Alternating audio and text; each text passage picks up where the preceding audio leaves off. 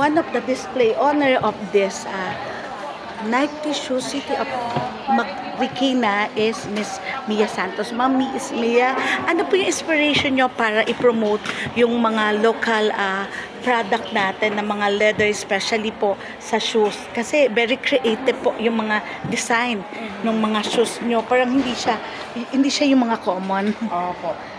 Meron po kasing mission and vision tayo sa Nifty Shoes na bukod sa paggamit ng local mga fabrics and mga leather naman po is to promote also the skills of Marikina.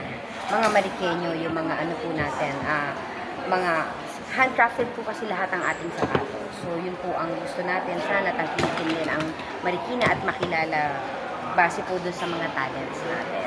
Thank you po. Ayan po yung magagandang design nila. Not only for girls, but meron din po for men. Meron din po kayong pambata.